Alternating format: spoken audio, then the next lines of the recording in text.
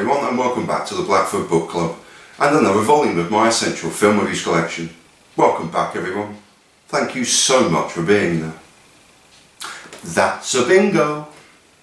Eagerly anticipated, I saw this gem 3 times at the cinema in its opening week, and I loved it every time. The opening scene is a masterpiece. So many subtleties and nuances, and also a very little touch from Tarantino. He lets the screenplay and his actors breathe. The middle third is darkly comedic, spilling into the last chapter, which is Tarantino at his very best again. But in my opinion, this is Tarantino's least stylistic. Of course, there are numerous trademarks of close-ups, bizarre character creations, screeching left turns into bizarre flashbacks, and sometimes even parody. But the joy of this film for me is the lightness of touch throughout from Tarantino, letting his character creations flourish and develop to tell a very compelling tale. Tarantino's tale is 5 interweaving narratives across a 4-year period of World War II. An alternative history, as some have called it, which is of course plain bizarre, but perhaps indeed apt for the film, of assassination plots and revenge, all backed by a sublime soundtrack that is highly recommended. The A-list cast provides superb performances, from Brad Pitt as Aldo Rain, Diane Kruger, Bridget von Hammersmark, August Diehl, Major Hellstrom, Sylvester Groth, Joseph Goebbels, and Melanie Laurent, Shoshana, with eclectic supporting cameos from Eli Roth, Donnie Donowitz, Mike Myers, General Ed Fennick, and Martin Wuttke as Hitler. For this, Tarantino's 7th film, I'm concentrating on 2 of my favourite actors of the modern day, Michael Fassbender and Christoph Waltz. Archie Hickok's Michael Fassbender, heartbreaking as Bobby Sands in 2008's Hunger. His creation of David in Prometheus was the star turn of an otherwise okay film. As Brandon in 2011's Shame, he mesmerises you with his graphic descent into hell, and his verbal duel with Viggo Mortensen in 2011's A Dangerous Method is a joy. Appearing in just 3 scenes of the Operation Kino chapter, Fassbender's role as Archie Hickok's is a supporting one, but is both a standout and triumphant performance, alongside a quietly effective cameo from Mike Myers as General Ed Fennick, and his small nod to his alter ego character of Austin Powers. His first introduction is of an upright English gentleman soldier, eloquent and intelligent, and a scholar of 1920s and 1930s German film industry.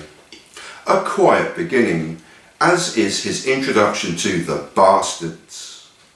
Trying to ingratiate himself within a tight-knit team, he fully engages with all the team present, but it's his performance in the ensuing French bar that is magnificent. Now undercover and speaking German fluently, he is accompanied to the rendezvous with the double agent Bridget von Hammersmark by Basterds members Hugo Stiglitz and Wilhelm Wicke. Throughout the bar scene, whenever Fassbender is on screen, he demands your attention. The part is played magnificently with his eyes alone at times, especially when talking with von Hammersmark or chastising a drunk German soldier. He is seeking to gain total control of the situation, and this is heightened in his exchange with Major Hellstrom. August Diehl is magnificent here and in other scenes of the film, but the interplay between both Diehl and Fassbender here is sublime. Never taking their eyes away from each other, the discontent and resentment each other show, despite the fake smiles and laughter, is brilliantly captured by Tarantino, and yet another example of a subtle at times Mexican standoff.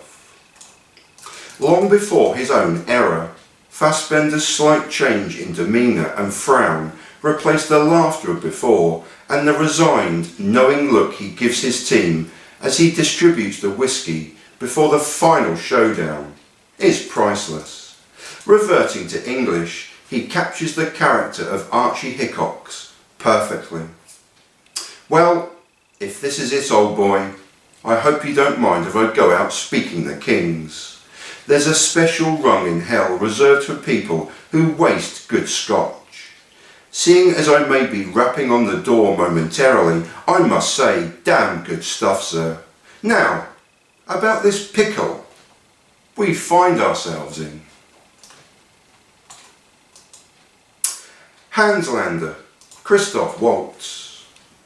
Having only seen Carnage, post Inglourious Basterds and pre-Django Unchained, it's difficult to appraise him on his other films, yet it was Waltz who had me completely transfixed when I saw the film for the first time. Subtle, on the edge of mayhem and madness, yet brilliantly playing a more comedic role when required. From his very introduction in the first scene of the film, Waltz's Hanslander is always one step ahead of his adversaries and always treading a fine line between calm, methodical precision and revengeful anger. He revels in his role bestowed upon him by the Führer and of his Jew Hunter nickname. Throughout all of his interrogations, official and unofficial, he lives up to his moniker, seemingly ahead of the game, already outthinking and outsmarting his prey.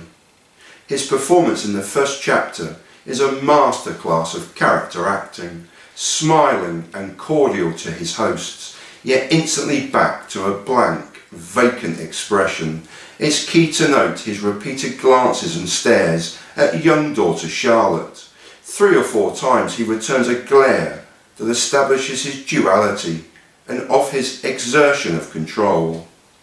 The interchange between himself and the French farmer in the opening chapter is the perfect introduction to Hanslander, meticulous and methodical, in control and determining the pace of the conversation. The farmer slowly crumbles as the SS detective exerts control.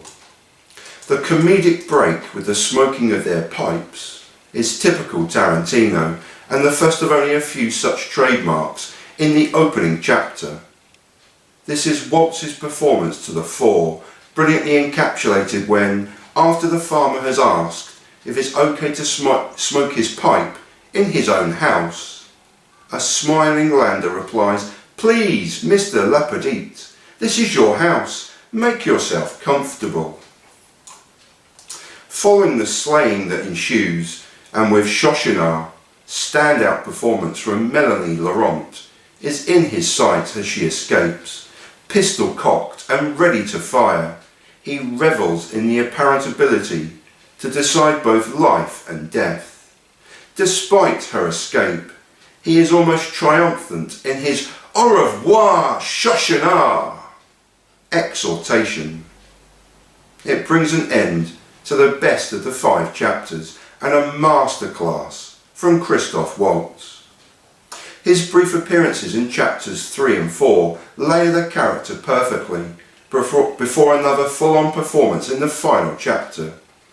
Playful, blackly comedic interrogations, with Waltz again dominating both the story and the screen in this chapter, as does the change from calm and meticulous to avenging killer. Aside from these 2 fantastic character performances is a gem of a film that excites every time I watch. Critically panned. What else? It's Quentin Tarantino dialed up to about 9 on a scale of 10. As I've noted above, what I love most about this film is Tarantino's lighter touch and letting the characters he created actually breathe throughout the film. At over 2.5 hours, it is one of his longer films, but one with very different stories, varying locations and narrative strands to pull together. It's brilliant. It's critically hated. Excellent! Tarantino's clearly having the desired effect. And that was Inglourious Basterds, directed by Quentin Tarantino. And as you may have gathered, I rather adore this film. As I do every one of his 9, or is it 10, or is it 11 films he's now produced, and directed, and written.